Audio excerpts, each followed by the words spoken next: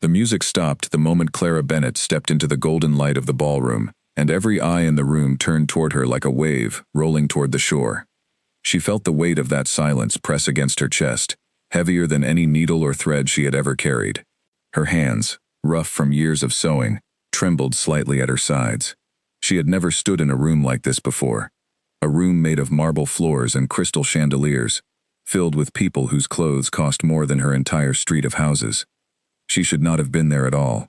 3 days earlier, a woman in a long gray cloak had come into the small shop where Clara worked, asking for a torn gown to be mended before nightfall. Clara had agreed without asking questions, because that was her way. She worked quickly and carefully, staying up long after the candles of the other shops had gone dark, until the gown looked as though it had never been torn at all. When the woman returned to collect it, she did not pay with coins. Instead, she pressed a small ivory card into Clara's palm and told her, in a voice too calm for an ordinary customer, that she was invited to the royal ball. Clara had laughed at first, certain it was a joke, but the woman's eyes held no humor at all. Now, standing at the edge of the grand hall in her plain blue dress, Clara understood that this had been no joke, and no small favor either. The whispers began almost immediately. Who let her in? Look at her hands. She has clearly worked for a living. This must be some kind of mistake. Clara kept her back straight and her chin level, the way her mother had taught her to stand, even when the world tried to push her down. She reminded herself that she had done nothing wrong. She had been invited. She had a right to be here, even if no one else in the room believed it. She might have found a quiet corner to wait out the evening if Duke Harlan Grey had not noticed her first. He was a tall man with sharp features and an even sharper tongue, known across the kingdom for his fine clothes and his finer opinions of himself. He crossed the ballroom floor with the easy confidence of someone who had never once been told no, his boots clicking against the marble like the ticking of a clock counting down to something unpleasant. "Well now," he said, loud enough for half the room to hear, "what an unusual guest we have this evening." Clara felt her pulse quicken, but she did not look away from him. "Good evening, Your Grace." "Good evening," he repeated, mocking the softness of her voice. He circled her slowly, the way a hawk might circle a mouse it had already decided to eat. "Tell me, who exactly are you? I do not recognize your family name from any noble house in this kingdom." "My name is Clara Bennett," she said simply. "I am a seamstress." A ripple of laughter spread through the small crowd that had gathered to watch. Duke Grey's smile widened, delighted by the reaction he was drawing from the room. "A seamstress," he said, drawing the word out as though it tasted strange in his mouth. "At the royal ball, tell me, did you sew your own invitation as well? Since I find it very hard to believe the palace would send one to someone of your station." "I was given the invitation by someone I helped," Clara answered, keeping her voice steady, even though her heart was pounding. "I did not ask to be here for any reason other than that." "How touching," Duke Grey said, though his tone suggested he found nothing touching about it at all. He turned to the crowd, spreading his arms wide, as though presenting a piece of theater. "Ladies and gentlemen, we have among us tonight a common seamstress, mistaking a royal ball for one of her sewing circles." The laughter grew louder. Clara felt heat rise to her face, not from shame, but from the effort of holding back the anger building inside her. She had faced unkind words before. Growing up poor in a kingdom that worshipped wealth had taught her how to endure insults without letting them break her. But there was something different about being laughed at by dozens of strangers at once, their eyes glittering with cruel amusement, as though her presence alone was an insult to the room. "She's just a commoner," Duke Grey said, his voice ringing out across the hall. "A common girl, playing dress-up among her betters." Clara opened her mouth to respond, though she was not entirely sure what she planned to say. Before she could speak, she noticed something strange happening at the edges of the crowd. Several people had gone quiet, their laughter fading into confused murmurs. She followed their gazes and saw a man walking toward them, dressed far more plainly than anyone else in the room, in a simple dark coat without a single jewel or medal pinned to it. He did not look like a nobleman, yet something about the way people stepped aside for him suggested otherwise. His eyes, when they met Clara's, were calm and steady, holding none of the mockery she had grown used to seeing tonight. "Duke Grey," the stranger said, his voice quiet, but carrying easily across the sudden hush. "I believe you have mistaken cruelty for wit this evening." Duke Gray's smile faltered for just a moment before he recovered it. "And who might you be, to interrupt a private conversation?" "A guest," the man said simply, "much like the young woman you have chosen to entertain yourself with tonight." Clara studied the stranger's face, trying to place him among the nobles she had seen described in the pamphlets sold in the market square, the ones with drawings of the royal family and the great houses of the kingdom. She could not recall ever seeing his face before, yet there was something familiar in the calm authority of his posture, something that made the hair on her arms stand up. "This is none of your concern," Duke Gray said, though his voice had lost some of its earlier confidence. "On the contrary," the stranger replied, "I find myself very concerned when I see someone treated unkindly, for no reason other than the plainness of her dress." He turned to Clara then, and something in his expression softened, as though he had set aside whatever formality he carried for other people. "Might I have this dance, if the evening has not already been spoiled for you?" Clara stared at him, uncertain if this was another kind of trap, another way for the nobility to mock her further. But his eyes held nothing but sincerity, and after a moment of hesitation, she nodded. "I would like that," she said quietly. As the stranger led her toward the center of the ballroom floor, she felt the stares of the crowd shift, no longer purely mocking but tinged now with confusion, and something like uncertainty. Duke Gray remained rooted in place, his jaw tight, watching the two of them with narrowed eyes. The orchestra, sensing the moment, began to play once more, filling the hall with a slow and gentle melody. Clara had never danced anything beyond the simple steps she had learned as a child at village gatherings, and she worried her feet would betray her in front of so many watching eyes. But the stranger moved with a patience that put her at ease, adjusting his steps to match her own, never once making her feel foolish for her lack of practice. "You handled yourself well," he said softly, as they turned across the floor. Most people, faced with that kind of cruelty, would have run from the room in tears. "I have been called worse things than a commoner," Clara said, though rarely in front of so many people at once. A faint smile touched his lips. "That does not make it right." "No," she agreed, "it does not." They danced in silence for a while, and Clara found herself studying the stranger's face more closely, searching for some clue as to who he might be. He carried himself with a quiet confidence that reminded her, oddly, of drawings she had seen of the emperor as a young man, though she quickly dismissed the thought as foolishness. The emperor would never attend a ball dressed so plainly, nor would he trouble himself with the feelings of a common seamstress. "May I ask your name?" she said finally. "You may ask," he replied, a hint of amusement in his voice, "though I am not certain this is the moment for it." Before Clara could press further, the music came to its natural end, and the dancers around them began to applaud politely. She stepped back from him, feeling strangely reluctant to let the moment pass, though she could not explain why. "Thank you for the dance," she said. "And for stepping in earlier. You did not have to do either." "I wanted to," he said simply. At that moment, a herald's voice rang out from the far end of the hall, calling for silence and attention, announcing that the evening's formal proceedings were about to begin. Clara turned toward the sound, and when she looked back, the stranger's expression had changed, something more serious settling over his features, as though he were bracing himself for whatever came next. "Stay close," he said quietly, so only she could hear. "Whatever happens in the next few minutes, do not be afraid." Before Clara could ask what he meant, the great doors at the head of the ballroom swung open, and a line of guards in ceremonial armor marched through, followed by a figure whose golden robes caught the candlelight like flame. The entire room fell into a deep and immediate silence, every head turning, every knee beginning to bend in a slow wave of bows that spread from the front of the hall toward the back. Clara's breath caught in her throat as she realized, with a dawning horror, that the man beside her, the one who had just spent the last several minutes teaching her the steps of a dance, had gone very still, watching the newcomer with an expression she could not quite read. The whispers around her began again, but this time, they carried a different kind of energy entirely, sharp with disbelief. "That's impossible," someone murmured nearby. "He is already here."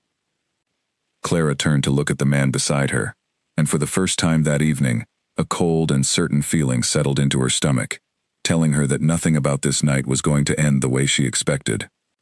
The man in the golden robes moved through the parted crowd with practiced grace, his chin lifted, his eyes sweeping across the room, as though counting how many people had bowed low enough to satisfy him. Clara did not recognize his face from any pamphlet she had seen, though the guards flanking him wore the crest of the imperial household, the same crest stitched onto banners hanging from the ballroom's high walls. "Chancellor Voss," someone whispered near her. "I thought he only attended matters of state, not balls." "He has been acting for the Emperor these past months," another voice answered quietly, "ever since His Majesty fell ill on his journey through the northern provinces." Clara frowned at that. She remembered hearing rumors in the market about the Emperor's long absence, though no one seemed to know the details, only that he had left the capital many months ago and had not yet returned. She glanced sideways at the man who had asked her to dance and found him watching Chancellor Voss with an expression of quiet, contained fury, the kind that burned cold rather than hot. "You know him," Clara murmured, careful to keep her voice low enough that only he could hear it. "I know him very well," the stranger replied, his tone flat. Chancellor Voss reached the raised platform at the head of the ballroom and turned to face the crowd, spreading his arms in a gesture that mimicked, almost too perfectly, the kind of authority reserved for royalty alone. "Good people of the court," he began, his voice smooth and practiced, "I bring news from the Emperor himself. His Majesty continues to recover from his illness, in the quiet of the northern retreat, and has asked that I continue to guide the affairs of this kingdom in his stead, so that no burden of governance falls upon a man still needing his rest." A murmur of sympathy rippled through the crowd, though Clara noticed a few faces here and there that did not seem entirely convinced, their eyes narrowing with the same quiet suspicion she felt building in her own chest. Something about the Chancellor's words felt rehearsed, too smooth, like a piece of cloth ironed so carefully that every wrinkle of truth had been pressed out of it. "I would ask," Chancellor Voss continued, "that we continue this evening in the spirit our Emperor would wish for, celebrating the strength and unity of this great kingdom, even in his temporary absence." The Duke Grey, who had drifted closer to the platform during the announcement, raised his glass high and called out, "To the Emperor's swift recovery, and to Chancellor Voss, who carries the weight of the crown so faithfully in his absence." The crowd echoed the toast, though Clara noticed the stranger beside her had not lifted a glass at all. His jaw was tight, his eyes fixed on Chancellor Voss with an intensity that made her stomach twist with unease. "Something is wrong," she whispered. "Yes," he said quietly. "Something is very wrong." Before she could ask him to explain, he stepped forward, moving through the crowd with the same quiet authority that had drawn people's attention earlier in the evening. Clara watched, frozen in place, as murmurs of confusion followed him, the crowd parting instinctively, even though none of them seemed to know exactly who he was. "Chancellor Voss," he called out, his voice carrying clearly across the sudden hush that had fallen over the room. "It is curious to hear you speak of the Emperor's condition with such confidence, given that you have not seen him in over 3 months. Chancellor Voss's composed expression flickered, just for an instant, before he recovered it. "And who are you, to question the word of the Chancellor before this entire court?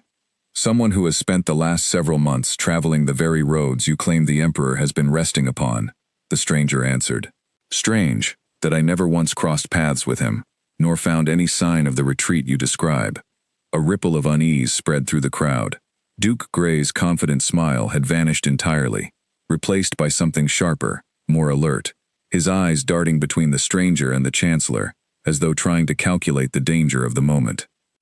"You overstep yourself," Chancellor Voss said, his voice rising with a thin edge of panic beneath its practiced calm.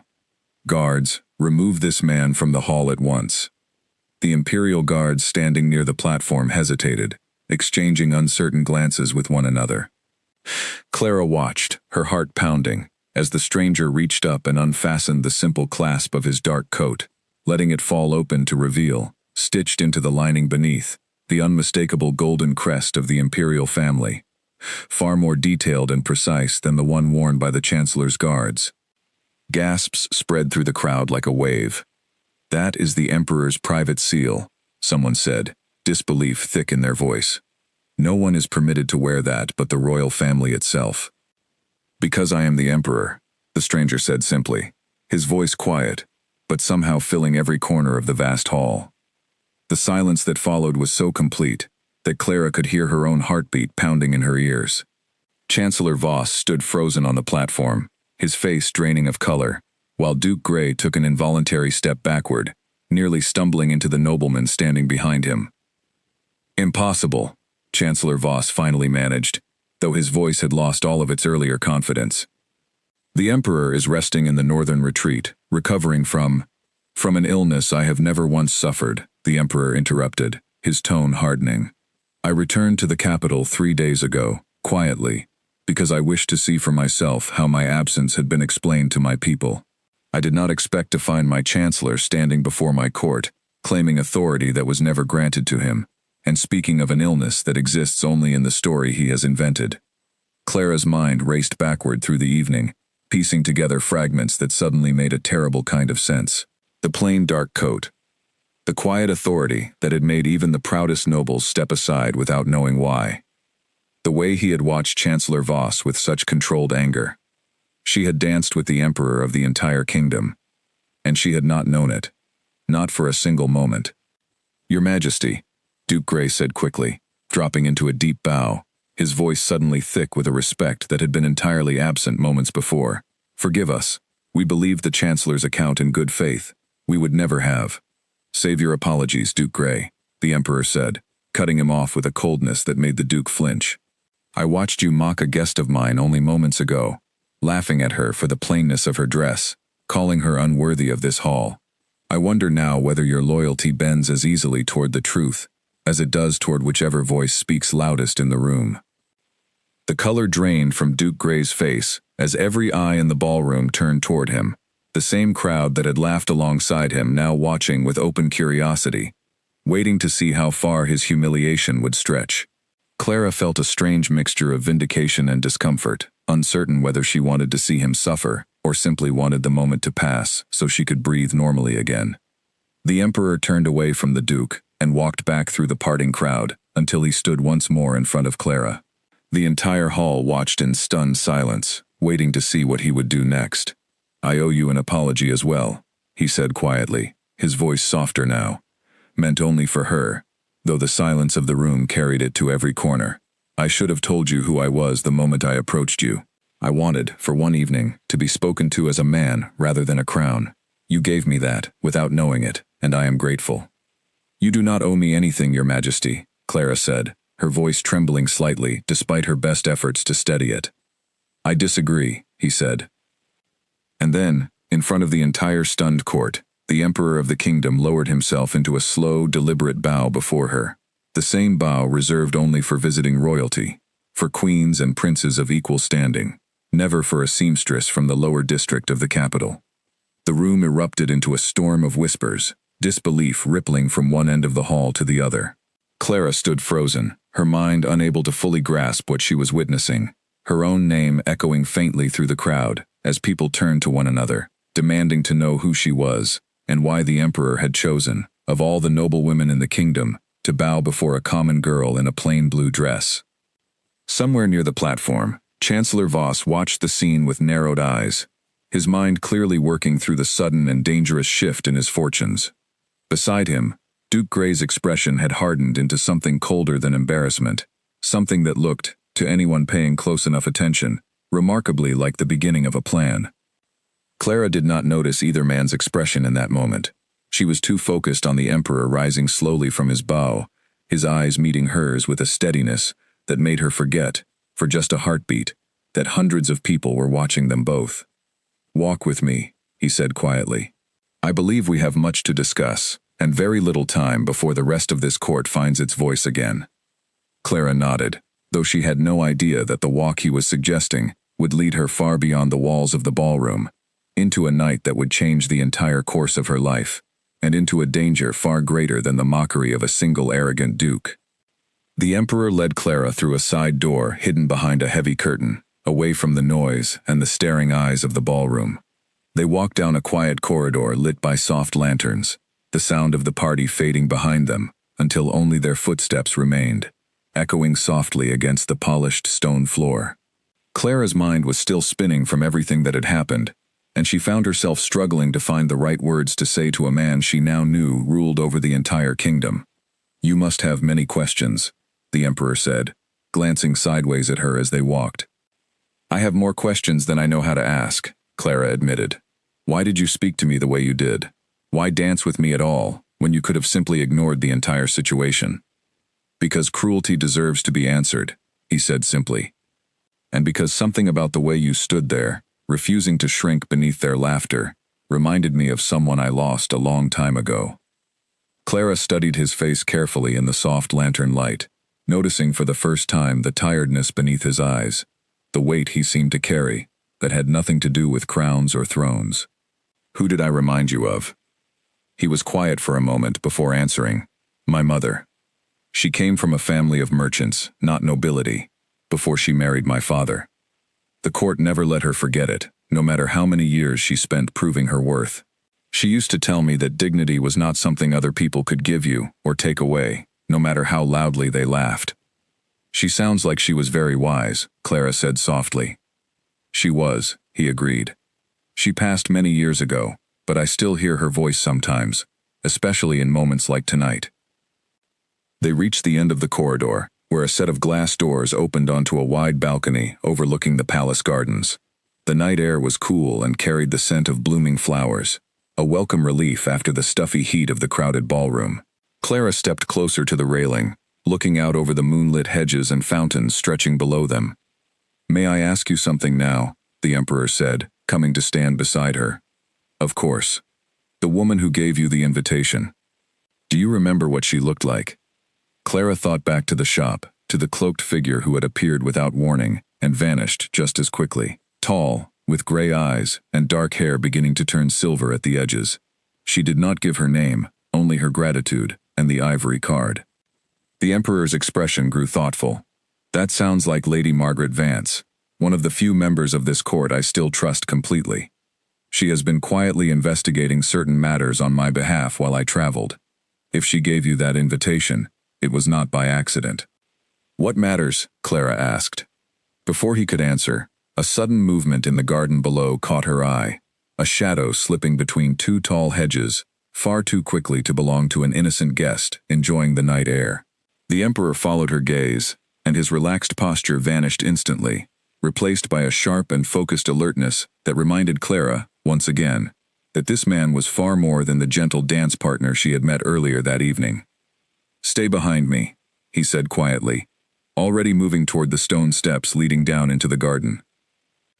Where are you going? Clara asked, hurrying to keep pace with him, despite his instruction. Someone is where they should not be, he said, and after tonight's revelations, I intend to know exactly who. They descended into the garden together, the moonlight casting long shadows across the neatly trimmed pathways. Clara's heart pounded with every step, uncertain whether she was walking toward danger or simply toward more confusion, but she found she could not bring herself to turn back and leave him to face it alone. They found Lady Margaret Vance standing near a stone fountain at the center of the garden, her gray cloak pulled tightly around her shoulders, speaking in hushed and urgent tones to a young guard Clara did not recognize. Both of them startled at the sound of approaching footsteps, and Lady Margaret's hand moved instinctively toward the small knife hidden at her belt, before she recognized the Emperor's face in the moonlight. Your Majesty, she said, relief flooding her voice as she lowered her hand. I did not expect you to leave the ballroom so soon. Clearly, the Emperor said, glancing between her and the nervous young guard. There is something happening here that requires my attention, more than any ballroom conversation. Lady Margaret hesitated, her eyes flicking briefly toward Clara before returning to the Emperor. This is Owen Price, a guard within Chancellor Voss's personal household. He came to me tonight with information I believe you need to hear immediately, especially now that your identity has been revealed to the entire court. Owen Price, a young man with an anxious but determined expression, stepped forward and bowed low. Your Majesty, forgive my intrusion, but I could not stay silent any longer. Chancellor Voss has been sending secret letters to Duke Grey for many months, coordinating plans that go far beyond simply managing the kingdom in your absence. Clara felt a chill run through her despite the warmth of the summer night. The Emperor's expression darkened, though his voice remained calm and measured. What kind of plans? He asked. I have only seen fragments, Owen admitted. But I overheard enough to know that Chancellor Voss intended to declare you unfit to rule if you did not return within the year, using the story of your illness as justification. Duke Grey was to support the claim before the full court. using his influence among the noble houses to secure enough votes to install the Chancellor as permanent regent. They meant to steal the throne, Lady Margaret said quietly, and they very nearly succeeded, had you not returned tonight. The Emperor was silent for a long moment, his jaw tight, his eyes fixed on some distant point beyond the fountain. Clara watched him carefully, seeing for the first time the true burden he carried, far heavier than she had imagined when she first mistook him for an ordinary guest at the ball. "Why come to me now, tonight of all nights?" the Emperor asked finally, turning his attention back to Owen. "Because I feared what would happen once they realized their plan had failed," Owen said. "Chancellor Voss is not a man who accepts defeat quietly, and Duke Grey has too much invested in this scheme to simply walk away from it. I believe they will act quickly now, before you have time to consolidate your position." As if summoned by the very mention of his name, a new voice cut through the quiet of the garden, cold and deliberate. "How interesting," Duke Grey said, stepping out from behind a tall hedge with 2 armed men flanking him on either side. "To find our missing emperor discussing matters of state with a common seamstress, a suspicious noblewoman, and a guard who has clearly forgotten where his loyalty belongs." Clara's stomach dropped as she took in the sight of the armed men, their hands resting meaningfully on the hilts of their swords. Lady Margaret's posture shifted subtly, her hand once again drifting toward the knife at her belt, while Owen Price took an involuntary step back, his earlier confidence replaced by open fear. "Duke Grey," the Emperor said, his voice steady, despite the sudden danger surrounding them, "I would think very carefully about your next words, and even more carefully about your next actions." "Would you?" Duke Grey said, a cold smile spreading across his face. "Forgive me if I no longer feel inclined to think carefully about anything involving you, Your Majesty. You have already ruined months of careful planning in the span of a single evening. I find myself running short on patience, and even shorter on options." "There is always an option that does not end in bloodshed," the Emperor said. "I suggest you consider it, before you do something that cannot be undone." Duke Grey's smile did not waver, but something in his eyes flickered with a desperation that made Clara's skin crawl. "I am afraid, Your Majesty, that bloodshed became inevitable the moment you decided to bow before a commoner in front of the entire court. You have made yourself look weak, foolish, unworthy of the crown you claim to protect. Chancellor Voss and I intend to correct that mistake tonight, one way or another." He gestured sharply to the armed men beside him, and in an instant, the quiet garden erupted into chaos. The armed men lunged forward, their swords catching the moonlight as they closed the distance between themselves and the small group standing near the fountain. Clara froze for a heartbeat, every instinct in her body screaming at her to run, but her feet refused to move, rooted to the stone path by pure shock. The Emperor moved first, faster than Clara would have believed possible for a man dressed in the plain, unassuming clothes of a common guest. He drew a slim blade from beneath his coat, one she had not noticed even while dancing with him, and met the first attacker's strike with a sharp clash of steel that rang out through the quiet garden. "Get her away from here!" the Emperor called out to Lady Margaret, not taking his eyes off his opponent for even a moment. Lady Margaret grabbed Clara's arm, pulling her backward toward the shelter of a nearby hedge, while Owen Price drew his own sword and stepped forward to intercept the second attacker, his earlier fear replaced by a fierce and steady determination. Clara stumbled along beside Lady Margaret, her heart hammering wildly, casting frightened glances back over her shoulder at the sight of the Emperor fighting for his life in the moonlit garden. "We cannot simply leave him," Clara said, pulling against Lady Margaret's grip. "He can protect himself far better than either of us could protect him," Lady Margaret said firmly, though her own voice carried a thread of worry. "Our task now is to reach the palace guards before Duke Grey's men can do any further damage." They ran together along a narrow path between the hedges, the sounds of clashing steel and shouted commands fading behind them as they moved deeper into the garden's winding maze. Clara's plain shoes, meant for standing behind a sewing table, were poorly suited for running across uneven stone, but fear lent speed to her steps that she did not know she possessed. They rounded a corner and nearly collided with a group of palace guards rushing in the opposite direction, drawn by the sound of the disturbance. Lady Margaret quickly explained the situation, her voice sharp with urgency, and the guards split immediately, half racing toward the fountain while the others fanned out to secure the garden's perimeter, cutting off any possible escape route. Clara stood beside Lady Margaret, breathing hard, watching the guards disappear into the darkness with a mixture of relief and lingering dread. "Will they be in time?" she asked. "I hope so," Lady Margaret said quietly. "His Majesty has survived worse than a handful of Duke Grey's hired swords, but I would rather not test that theory more than necessary." They waited in tense silence for what felt like an eternity, though Clara knew it could only have been a few minutes. Finally, the sound of footsteps approached, and she turned to see the Emperor walking toward them, his coat torn at the shoulder, and a shallow cut visible along his forearm, but otherwise very much alive. Behind him, several guards escorted two of Duke Grey's men in chains, their weapons confiscated, their earlier confidence replaced by sullen defeat. Owen Price followed close behind, a fresh bruise forming along his jaw, but a look of quiet pride in his eyes, having proven his loyalty in the most decisive way possible. "Your Majesty," Lady Margaret said, rushing forward. "You are injured." "It is nothing serious," the Emperor said, though he winced slightly as he flexed his injured arm. Duke Grey's men were skilled, but not skilled enough to overcome trained palace guards once they arrived. "And Duke Grey himself?" Lady Margaret asked.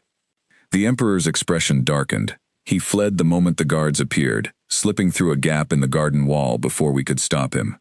Chancellor Voss has almost certainly done the same by now, given enough warning to disappear into the city before we can secure the palace gates."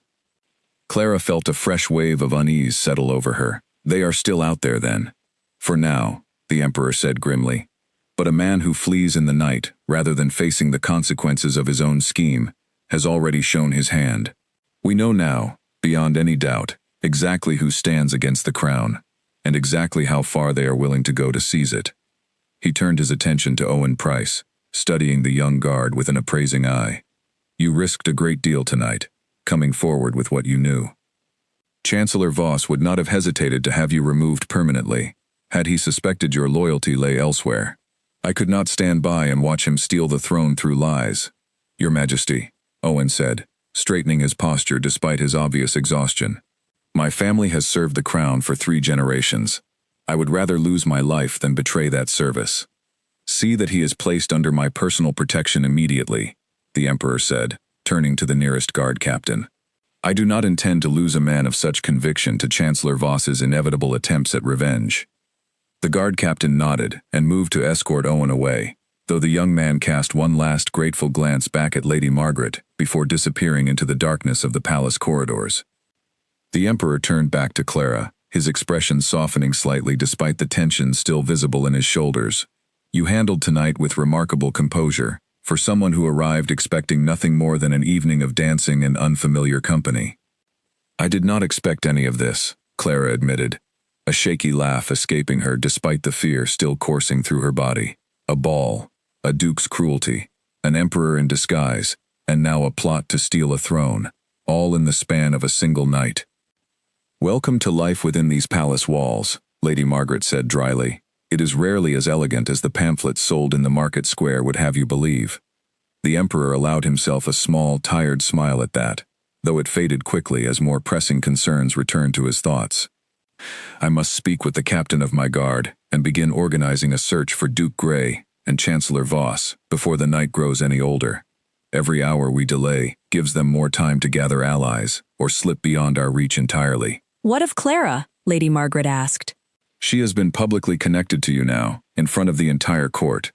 Duke Grey will not have forgotten the humiliation you dealt him tonight, nor the role she played in it, however unintentional." The Emperor's gaze returned to Clara, and something serious settled into his expression. "Duke Grey is a proud man, and pride, wounded as badly as his was tonight, tends to seek out the nearest available target for its anger. I cannot allow that target to be you." "What do you propose?" Lady Margaret asked. "For tonight, she remains within the palace walls, under guard," the Emperor said. "Tomorrow, we will decide what protection she requires going forward, once we better understand exactly how far Duke Grey and Chancellor Voss are willing to go in their pursuit of vengeance." Clara opened her mouth to protest, some instinct telling her that becoming further entangled in the affairs of the crown would only invite more danger into her life, not less. But before she could voice her concerns, a distant shout echoed from the direction of the palace gates, followed by the sound of a horse's frantic hooves against cobblestone, fading quickly into the night beyond the palace walls. The Emperor's expression hardened instantly. That will be Duke Grey, making good his escape into the city. He turned to the nearest guard. Send riders after him immediately, though I suspect he has already planned his route with more care than we might hope. As the guard hurried away to relay the order, Clara found herself watching the dark shape of the palace gates, wondering how a single evening of mending a stranger's gown had led her so quickly into the center of a struggle for the throne itself. Whatever simple life she had known before that night, she understood now, with a cold and certain clarity, that it had already slipped irretrievably out of her reach. Clara spent that first night within the palace walls in a small guest chamber near Lady Margaret's own quarters, though sleep proved impossible despite the exhaustion weighing on her body. She lay awake staring at the unfamiliar ceiling, replaying the events of the evening over and over in her mind, unable to reconcile the quiet stranger who had asked her to dance with the powerful Emperor, who had drawn a blade against Duke Grey's hired swords without hesitation. When morning finally came, a soft knock at her door announced Lady Margaret's arrival, carrying with her a simple but well-made dress far finer than anything Clara had ever owned. "His Majesty wishes to speak with you this morning," Lady Margaret said, setting the dress carefully across the foot of the bed. "There are matters he believes you should understand, given everything that transpired last night." Clara dressed quickly, her fingers fumbling slightly with the unfamiliar fastenings, before following Lady Margaret through a series of quiet corridors, toward a smaller, more private room than the grand ballroom she had stood in the night before. The Emperor waited for them there, seated behind a wide wooden desk covered in papers and maps, his injured arm now properly bandaged beneath a fresh shirt. "Please, sit," he said, gesturing to a chair across from him. Clara sat, though she remained tense, uncertain what news awaited her. "Have you found Duke Grey?" "Not yet," the Emperor admitted. "He and Chancellor Voss have gone into hiding somewhere within the city, or possibly beyond it. My guards continue to search, though I suspect they planned their escape route long before last night's events unfolded." "Then why have you asked to see me?" Clara asked. The Emperor exchanged a glance with Lady Margaret before answering. "Because I believe there is more connecting you to last night's events than simple chance, and I think it is time you understood why."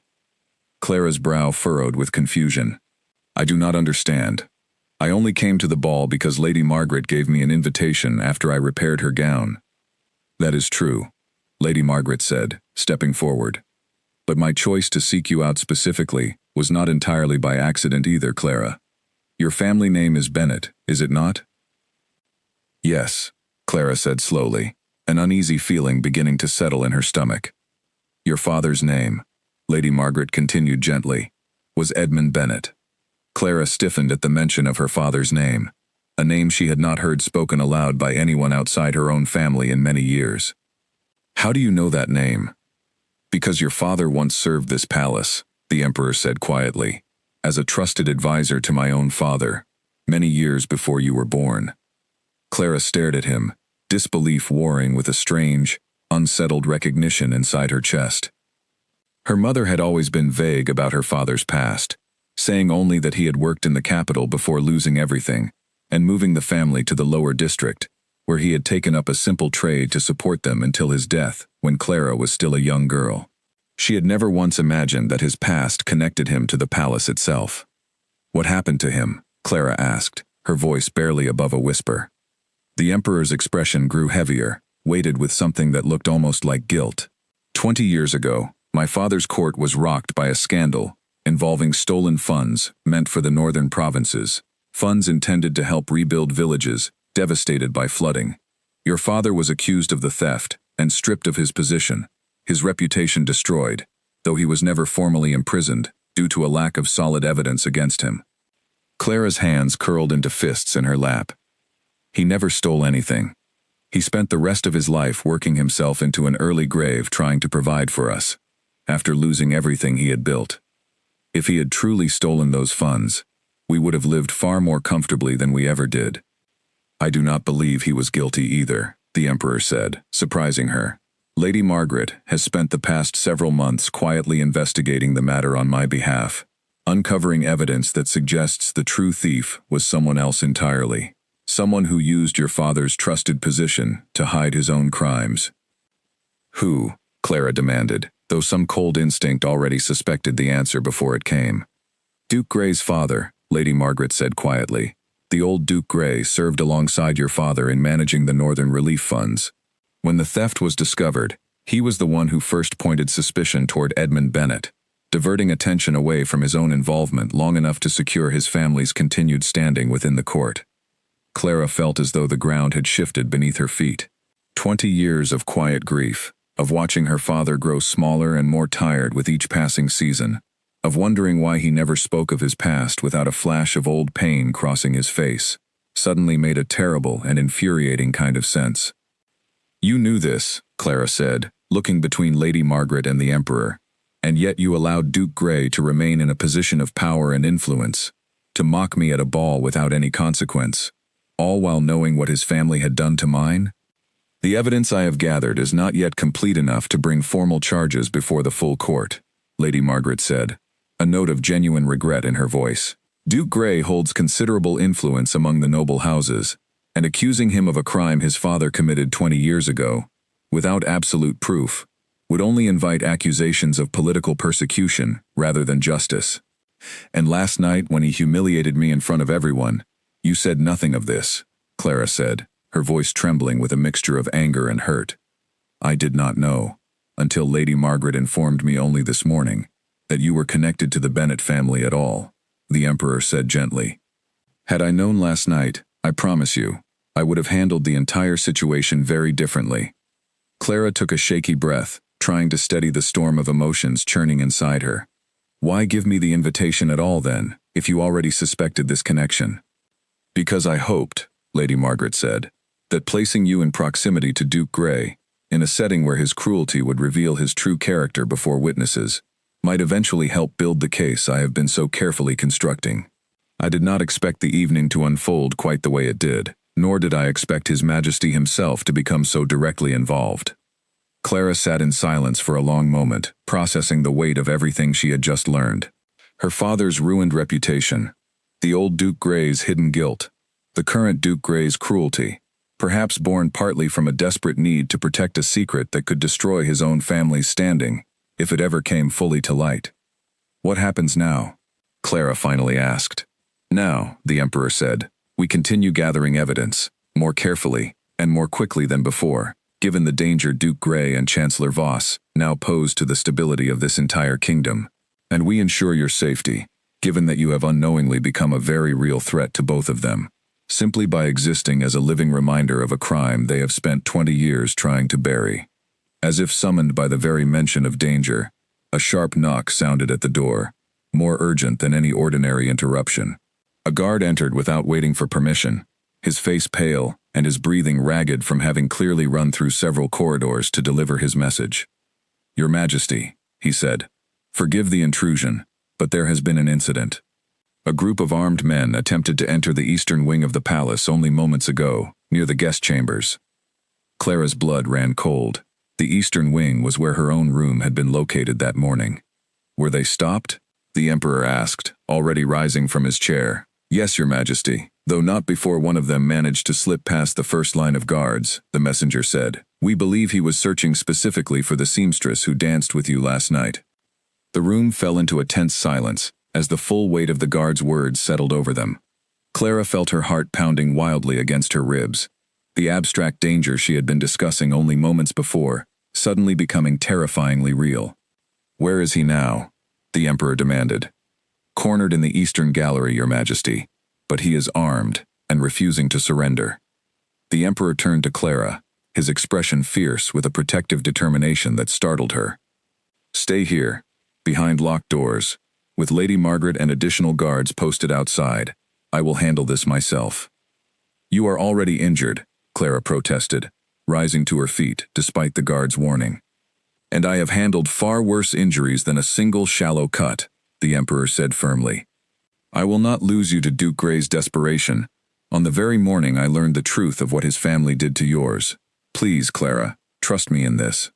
Clara hesitated, torn between fear for his safety and the undeniable authority in his voice, before finally nodding, her throat too tight with fear to form any words of protest. The Emperor strode from the room with quick, purposeful steps, several guards falling into formation around him as he disappeared down the corridor toward the eastern gallery, leaving Clara alone with Lady Margaret and the growing, suffocating weight of everything the morning had revealed. The silence in the room stretched unbearably as Clara paced back and forth across the fine carpet, straining her ears for any sound from the corridor beyond. Lady Margaret stood near the window, watching the courtyard below with the same controlled tension Clara felt twisting through her own chest, though the older woman's outward composure never fully cracked. "How can you remain so calm?" Clara finally asked, unable to bear the silence any longer. "I am not calm," Lady Margaret admitted. "I have simply had many more years of practice hiding it. Panic rarely helps anyone in moments like this, least of all the person feeling it." Minutes passed like hours before the sound of returning footsteps finally echoed down the corridor, accompanied by the low murmur of voices. Clara rushed to the door the moment it opened, relief flooding through her at the sight of the Emperor standing there, unharmed, though his expression remained grim. "You are safe," Clara said, the words escaping before she could stop them. "As are you," the Emperor said, stepping into the room. "The intruder has been captured and placed in the palace dungeons for questioning. He will not trouble you again." "Did he say who sent him?" Lady Margaret asked. "He refused to speak at first," the Emperor said, "though our guard captain has considerable skill in persuading reluctant prisoners to reconsider their silence. It seems Duke Grey hired him through an intermediary, offering a substantial sum for the successful removal of, in his words, the commoner who humiliated him before the entire court." Clara felt a fresh wave of unease at hearing herself described in such cold, calculated terms, as though she were merely an obstacle to be cleared from someone's path, rather than a person with a life and a history of her own. "This confirms what we already suspected," Lady Margaret said. "Duke Grey does not intend to simply disappear quietly into hiding. He means to fight, and he is willing to use any means necessary to protect himself and his family's secrets. Then we must move more quickly than we planned," the Emperor said, running a tired hand through his hair. "I intend to call a formal council session within the week, presenting what evidence we currently possess regarding both the theft 20 years ago and Chancellor Voss's attempted seizure of power last night. The longer we wait, the more time Duke Grey has to rally sympathy among the other noble houses. He will not simply admit defeat," Lady Margaret warned. "A man capable of hiring assassins to silence a seamstress is capable of far more dangerous schemes when cornered." "I am aware of that," the Emperor said grimly, "which is precisely why I intend to ensure Clara remains under the tightest possible protection until this matter is fully resolved." Over the following days, Clara found herself settling, however uneasily, into a strange new rhythm within the palace walls. She was given a proper chamber near Lady Margaret's own quarters, guarded at all times by soldiers she slowly came to recognize by name and face. The Emperor visited often, sometimes to discuss the ongoing investigation, but increasingly, she noticed, simply to talk, to ask about her life before the ball, about her mother, about the small shop where she had spent so many years mending the clothes of people who rarely looked twice at her. "You truly enjoy the work," he observed one evening, as they sat together in the palace gardens, the same gardens that had so recently been the site of violence and danger. "I do," Clara admitted. "There is something satisfying about taking something torn or broken and making it whole again. It requires patience and care, and a willingness to look closely at small details most people never notice." "That sounds remarkably similar to the work of governing a kingdom," the Emperor said with a faint smile. "Though I confess I rarely manage the patience part as well as I would like." Clara laughed softly, surprised by how easily conversation flowed between them now, despite the vast difference in their stations. "I imagine mending torn fabric is considerably less complicated than mending the trust of an entire noble court." "Considerably," he agreed, his smile fading slightly as more serious thoughts intruded. "The council session approaches quickly. Duke Grey has already begun spreading rumors throughout the city, claiming I have lost my judgment, that my affection for a common seamstress proves I am no longer fit to guide the affairs of this kingdom wisely." Clara's stomach tightened at the mention of rumors spreading about her, though she tried to keep her voice steady. "Do you believe that yourself?" "Not for a single moment," the Emperor said firmly. "If anything, the fact that Duke Grey feels the need to attack my judgment through rumors, rather than presenting honest evidence against me, only confirms how desperate he has become. But others in the court might believe him regardless, Clara said. You said yourself that he holds considerable influence among the noble houses. He does, the Emperor acknowledged, which is why the evidence Lady Margaret has gathered must be presented carefully and completely, leaving no room for doubt or manipulation. I do not intend to let Duke Grey's desperation succeed, simply because he shouts his lies more loudly than I can present the truth. Clara studied his face in the fading evening light, seeing the exhaustion he tried carefully to hide beneath his steady composure. This burden you carry, it never truly rests, does it? Rarely, he admitted. Though I find, strangely, that it feels lighter when shared with someone willing to listen honestly, rather than simply telling me what they believe I wish to hear. Something warm and unfamiliar settled in Clara's chest at his words, a feeling she was not entirely certain how to name, given everything else weighing on her mind. She had come to the ball expecting nothing more than a single unusual evening, and instead had found herself drawn steadily closer to a man whose life bore no resemblance to her own, yet who seemed, in quiet moments like this one, remarkably similar to anyone else simply trying to do right by the people who depended on him.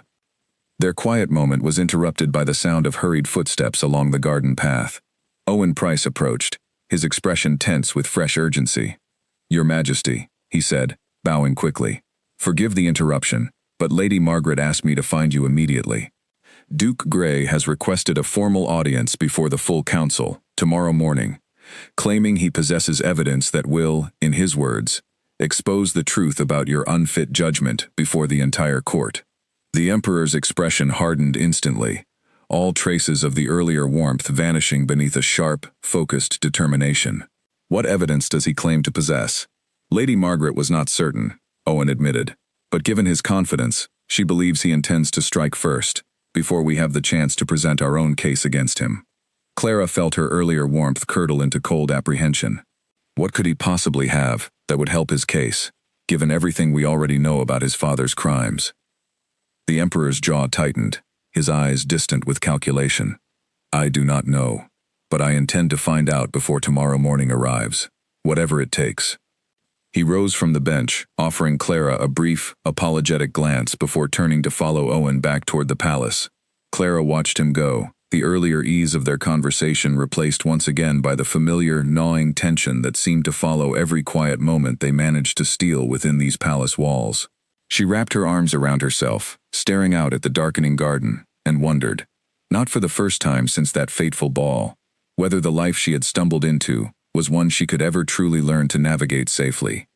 The great council chamber had never felt so crowded to Clara as it did the following morning, every seat filled with nobles murmuring behind raised hands, their eyes darting toward her with open curiosity, as she stood near the side of the room beside Lady Margaret. She had never imagined finding herself in such a place, surrounded by the most powerful families in the kingdom, all gathered to witness whatever confrontation was about to unfold between the Emperor and Duke Grey. The Emperor sat upon a raised chair at the head of the chamber, his expression composed and unreadable, though Clara had learned enough about him over the past days to recognize the careful control beneath his calm exterior. Beside him sat several senior members of the council, elderly men and women whose faces revealed nothing of their private opinions on the matter about to be presented before them. Duke Grey entered the chamber with confident, measured steps, dressed in his finest robes, carrying himself as though he had already won whatever argument he intended to make. He bowed briefly to the Emperor, a gesture that carried more mockery than respect, before turning to address the assembled council. Honored members of this council, he began, his voice carrying easily through the vast chamber. I come before you today with a heavy heart, forced by duty to raise concerns regarding the judgment of our Emperor, concerns I would gladly have kept private had recent events not made silence impossible. A murmur rippled through the gathered nobles. Clara felt her hands tighten into fists at her sides, though she forced herself to remain still and silent, trusting the plan Lady Margaret and the Emperor had carefully constructed over the previous sleepless night. 3 nights ago, Duke Grey continued, our Emperor publicly bowed before a common seamstress at the royal ball, an act unprecedented in the history of this court. Since then, he has kept her within the palace walls, granted her protection reserved for nobility, and by all accounts, allowed personal affection to cloud decisions that should rest solely upon reason and duty to this kingdom. Careful, Duke Grey, the Emperor said, his voice quiet, but carrying a clear warning. You tread close to accusing me of favoritism, based on nothing more than a single evening's events. I would not raise such concerns lightly, Your Majesty, Duke Grey said, feigning reluctance poorly concealed beneath his confident tone. Were it not for evidence suggesting this young woman's presence in your life is no innocent accident. He gestured, and an attendant stepped forward carrying a folded document, which Duke Grey took and held aloft for the council to see. This letter, discovered among certain private correspondences, suggests that Clara Bennett was deliberately placed in your path as part of a scheme to manipulate your judgment, orchestrated by parties seeking to gain influence over the throne through your affections. Clara's breath caught in her throat. She had no idea what the letter contained, but the accusation itself struck her like a physical blow, twisting the truth of her situation into something ugly and calculated that bore no resemblance to what had actually happened. That is a lie, Clara said before she could stop herself, her voice ringing out unexpectedly across the chamber. Every head turned toward her. Duke Grey's expression flickered with something like satisfaction at having provoked a reaction, though he quickly composed himself into an expression of exaggerated patience. The young woman is understandably distressed, he said smoothly. I do not blame her for the scheme others constructed around her, if indeed she was aware of it at all. The Emperor rose from his chair, his composed authority filling the chamber more effectively than Duke Grey's carefully rehearsed performance ever could. Duke Grey, I would ask that you present this letter for the council's examination, rather than simply describing its contents from memory. Documents of such serious accusation deserve careful scrutiny before they are believed. Duke Grey hesitated, just slightly, before handing the letter to a waiting council attendant, who carried it forward for closer inspection. Clara watched, her heart pounding, as several senior council members studied the document with narrowed, careful eyes. This handwriting, one elderly councilwoman said slowly, bears little resemblance to any official correspondence I have seen from Lady Margaret Vance's household, despite the signature claiming otherwise. A forgery, perhaps, another council member suggested. Duke Grey's confident expression cracked, just barely, before he recovered it. I received this letter through a reliable source. I cannot vouch personally for every detail of its origin, only for the seriousness of the concerns it raises. How convenient, the Emperor said coldly, that you present a letter of questionable authenticity, raising accusations against a woman who cannot defend herself, against claims she has no knowledge of, while conveniently avoiding any mention of the evidence Lady Margaret and I intend to present before this council today. Duke Grey's eyes narrowed sharply. What evidence do you speak of, Your Majesty? The Emperor nodded to Lady Margaret, who stepped forward with a thick folder of documents she had spent months carefully assembling. Honored council members, she said, her voice steady and clear. 20 years ago, funds intended for flood relief in the northern provinces were stolen from the royal treasury. A man named Edmund Bennett was accused of the theft and stripped of his position, though evidence against him was thin, and no formal charges were ever successfully proven. She laid the documents before the council, revealing a series of financial records, dated correspondence, and witness statements gathered painstakingly over the previous months. These documents demonstrate, beyond reasonable doubt, that the true architect of the theft was not Edmund Bennett, but the old Duke Grey, father to the man standing before you today. Gasps and murmurs erupted throughout the chamber. Duke Grey's face had gone pale, his earlier confidence collapsing rapidly beneath the weight of the accusation. This is absurd, he said, though his voice lacked its usual commanding force. You cannot possibly expect this council to believe accusations against my father, made 20 years after his passing, based on documents conveniently produced now, in the midst of a personal dispute between myself and the Emperor. The documents speak for themselves, Duke Grey, Lady Margaret said calmly.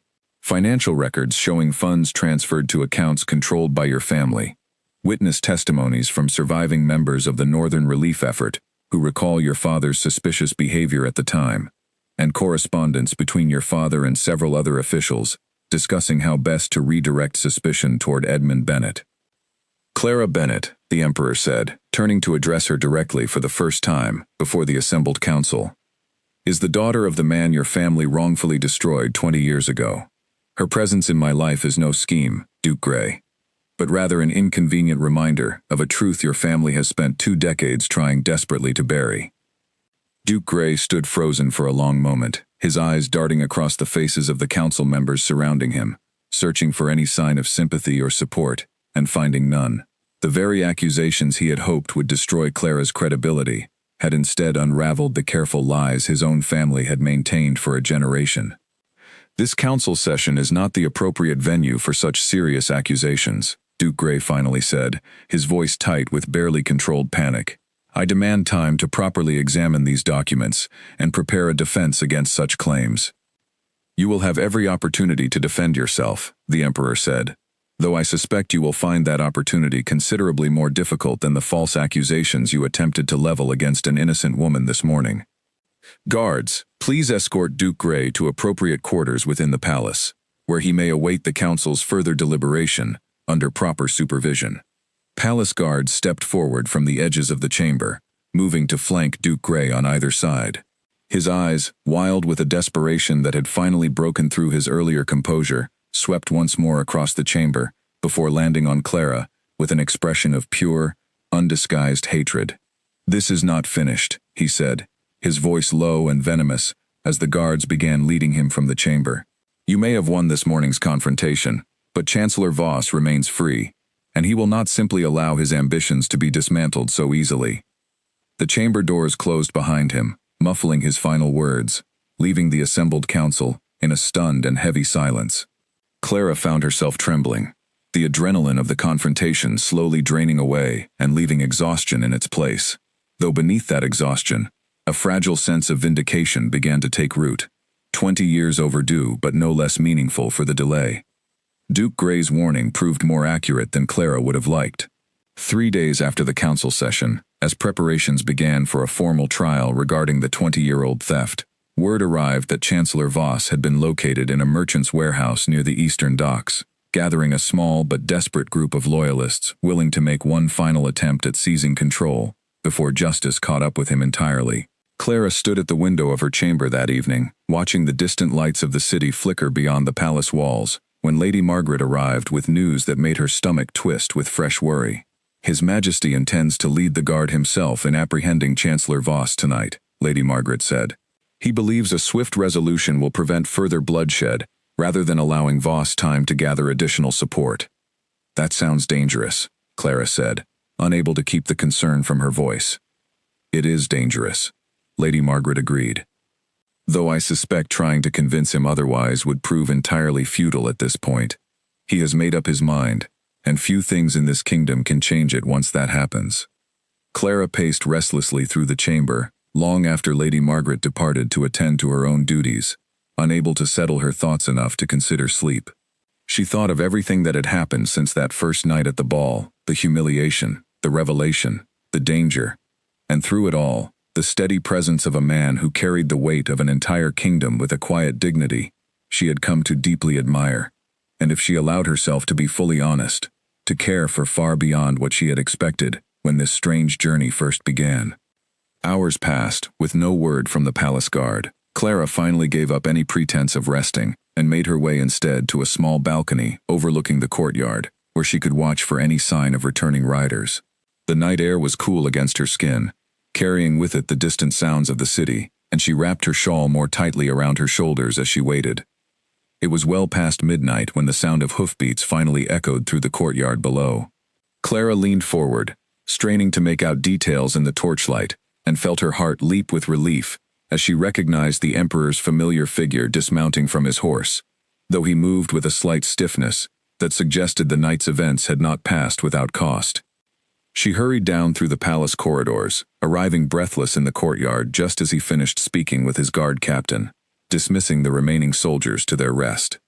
"You are hurt," she said, taking in the sight of a bandage wrapped hastily around his shoulder, the same shoulder Duke Gray's men had wounded during their first confrontation in the garden.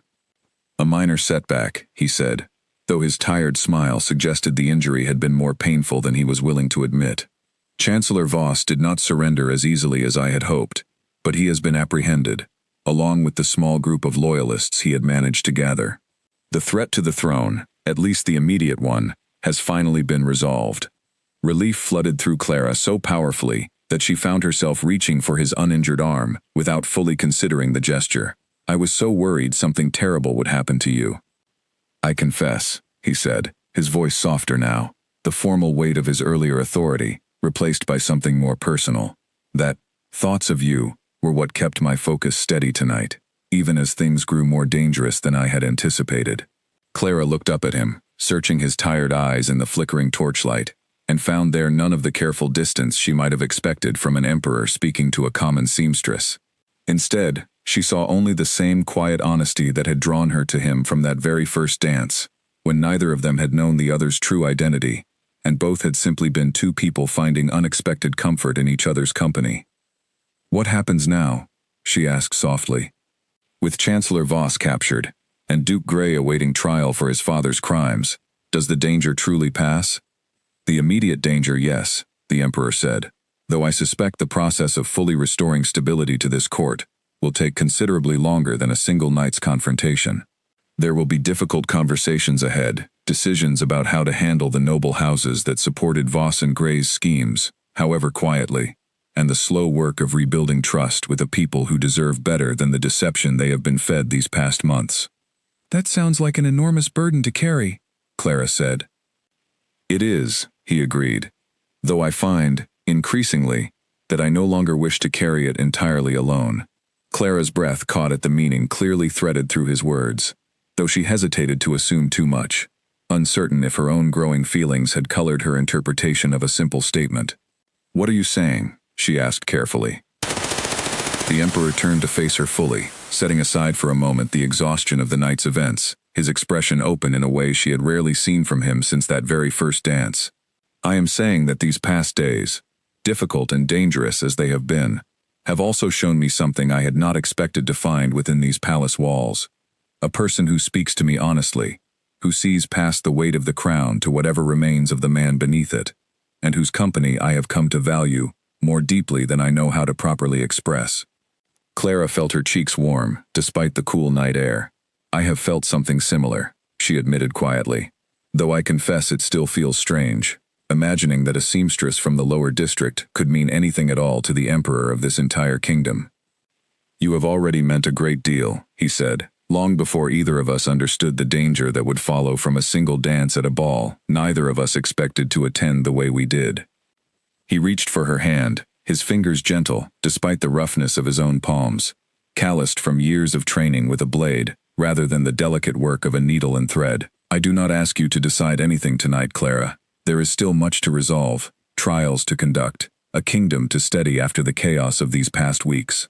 But I wanted you to know, clearly and honestly, exactly what you have come to mean to me, without the confusion of disguises or hidden identities between us." Clara studied his face for a long moment, weighing the enormity of what he was offering, against everything she had learned about the dangers that came with proximity to the throne. Yet beneath that caution, she found something steadier and more certain than fear, a quiet conviction that whatever challenges lay ahead, she wanted to face them beside this man who had shown her, from that very first dance, that dignity was never something others could take away, no matter how loudly they laughed. "I would like that," she said softly, echoing the same words she had spoken to him on the night of the ball, though this time carrying a far deeper meaning than either of them could have anticipated then. The weeks that followed brought their own share of difficult work.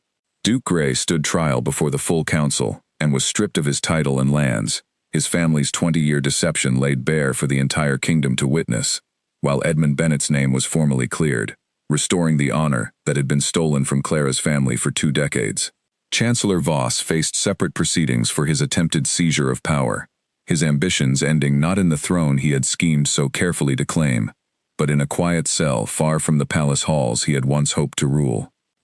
Clara found herself, in the months that followed, slowly adjusting to a life she never could have imagined for herself, standing beside the emperor at formal court functions, no longer the mocked outsider in a plain blue dress, but a woman whose quiet strength had earned the respect of a court that had once laughed so cruelly at her expense. She never forgot the lessons of that first difficult night, carrying them with her as a reminder that dignity, once claimed, could not easily be stripped away again, regardless of who tried.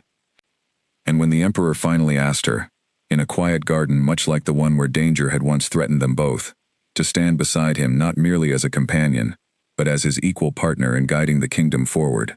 Clara accepted with a certainty that surprised even herself, knowing that whatever challenges still awaited them, she would face them with the same steady composure that had first caught his attention on a night neither of them would ever forget.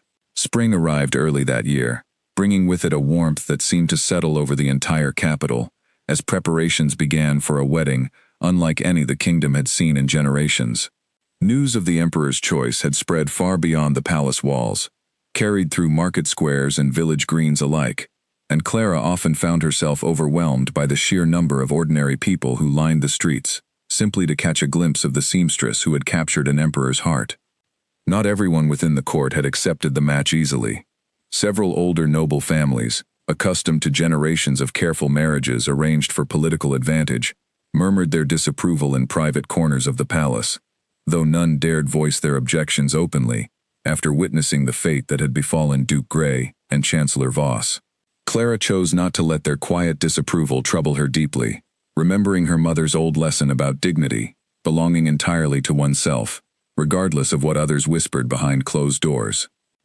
Lady Margaret took it upon herself to guide Clara through the unfamiliar customs and expectations of palace life, patiently explaining the intricate rules of court etiquette that Clara had never needed to learn behind her sewing table. Owen Price, promoted for his loyalty during the crisis to a position of trusted authority within the palace guard, often accompanied them on quiet walks through the gardens, sharing stories of his own family's long service to the crown, helping Clara understand the deeper history of the kingdom she would soon help to govern. One afternoon, several weeks before the wedding, Clara received an unexpected visitor at the small workshop she had insisted on maintaining within the palace grounds, a modest room where she continued practicing the craft that had shaped so much of her identity before that fateful ball. A young woman stood nervously in the doorway, her clothes plain and worn in a manner Clara recognized immediately from her own years living in the lower district. "Forgive me for intruding," the young woman said. "My name is Elena Marsh. I heard that you still practice needlework here, even now, and I wondered if you might be willing to teach me. I have always wanted to learn a proper trade, but no one in my district could afford to take on an apprentice." Clara studied the young woman's earnest expression, remembering vividly her own years of struggle, learning her craft through countless small mistakes, and the patient guidance of an aunt who had taken pity on a grieving young girl with no other prospects after her father's death. "I would be honored to teach you," Clara said, surprising herself with how easily the offer came. "Though I should warn you, I intend to use this position to help others in ways the court has not always found convenient." Word of Clara's growing workshop, and her insistence on training young women from the lower districts in a proper trade, spread quickly through the capital, earning her a quiet but genuine affection among the common people that no amount of noble disapproval could diminish. The emperor, when told of her plans, offered his full support without hesitation, recognizing in her efforts the same quiet dignity that had first drawn him to her on the night of the ball. The wedding itself took place on a clear spring morning, in the same grand ballroom where Clara had once stood mocked and humiliated, now transformed with garlands of fresh flowers and soft golden light streaming through the tall windows. She wore a gown of her own design, simple in its elegant lines, but exquisite in its careful craftsmanship, a quiet reminder to everyone watching that a seamstress's skill could rival the finest work any noble tailor might produce. As she walked down the long aisle toward the emperor waiting at its end, Clara caught sight of familiar faces scattered throughout the crowd. Lady Margaret, dressed in her finest gray, watched with unmistakable pride. Owen Price stood at attention among the palace guard, a proud smile breaking through his usually composed expression. Even Elena Marsh, invited despite her modest station, watched from a place near the back of the hall, her eyes wide with wonder at the transformation of the same woman who had so patiently taught her to thread a needle only weeks before. The emperor took Clara's hands as she reached him, his expression carrying none of the careful formality expected of such a public occasion, only genuine warmth and quiet joy. "You once told me," he murmured softly, meant only for her ears, "that mending torn things requires patience and a willingness to look closely at small details others overlook. I find myself grateful, every single day, that you chose to look so closely at me." "You were not so difficult to mend," Clara replied with a small smile. "Beneath the crown, You were already a good man. I simply helped remind you of it, when the weight of everything else made it hard to remember on your own." Their vows were simple, free of the elaborate political language that had characterized so many royal ceremonies before them, focused instead on genuine promises of partnership, honesty, and mutual respect. When the presiding official finally declared them husband and wife, the ballroom erupted into applause far warmer and more genuine than the polite courtesy typically extended to royal ceremonies, a clear sign of how thoroughly Clara had won the hearts of those who had once dismissed her so cruelly.